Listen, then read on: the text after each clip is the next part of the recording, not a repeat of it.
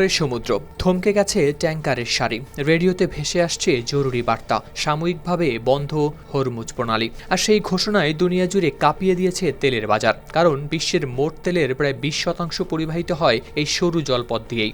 তাই পারমাণবিক কর্মসূচি নিয়ে যুক্তরাষ্ট্রের সঙ্গে পরোক্ষ আলোচনা চলার মধ্যেই কৌশলগতভাবে গুরুত্বপূর্ণ এই হরমুজ প্রণালী কয়েক ঘন্টার জন্য বন্ধ করে দেয় ইরান। 17 ফেব্রুয়ারি মঙ্গলবার জেনেভায় ওমানি দূতের বাসভবনে দুই দেশের প্রতিনিধি যখন বসেছেন আলোচনায়, ঠিক তখনই তেহরানের পক্ষ থেকে এলো এই ঘোষণা। ইরানের রাষ্ট্রীয় গণমাধ্যম জানায়, সামরিক মহড়া এবং নৌ নিরাপত্তার স্বার্থে কয়েক ঘন্টার জন্য বন্ধ রাখা হয়েছে এই প্রণালী। এই মহড়ায় ইরানের বিপ্লবী গার্ড বাহিনী IRGC নিক্ষেপ করেছে লাইভ মিসাইল বা তাজা ক্ষেপণাস্ত্র।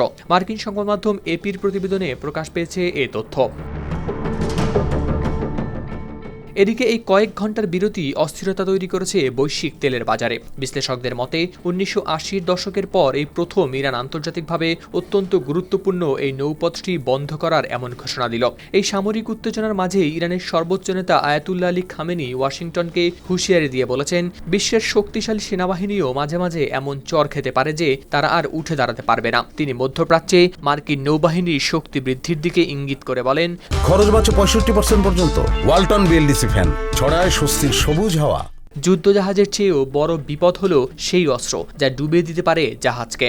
তবে একই সময়ে ভিন্ন সুর শোনা গেছে ইরানের পররাষ্ট্রমন্ত্রী আব্বাস আরাকচির কণ্ঠে। জেনেভায় জাতিসংঘ নিরস্ত্রীকরণ সম্মেলনে তিনি জানান, আলোচনার মাধ্যমে টেকসই সমাধানের জন্য খুলেছে নতুন জানালা। আগ্রাসন হলে জবাব প্রস্তুত, তবুও খোলা কূটনীতির পথ। এদিকে মার্কিন প্রতিনিধি দলের নেতৃত্বে থাকা জ্যারেড কুশনার ও স্টিভ উইটকফ আলোচনার অগ্রগতি নিয়ে সরাসরি মন্তব্য না করলেও মার্কিন vice president JD Vance Fox নিউজকে জানান, আলোচনা কিছু ক্ষেত্রে ইতিবাচক হয়েছে। তবে তিনি এটিও স্পষ্ট করেন, প্রেসিডেন্ট ট্রাম্প কিছু রেড লাইন বা সীমারেখা নির্ধারণ করে দিয়েছেন, যা এখনও মেনে নিতে রাজি নয় ইরান।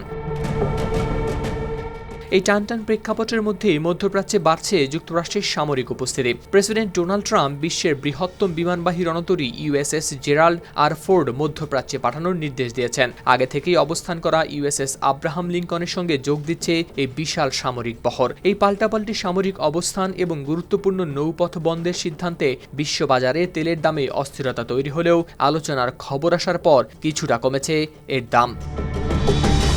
হাওলাদার শামীম, RTV।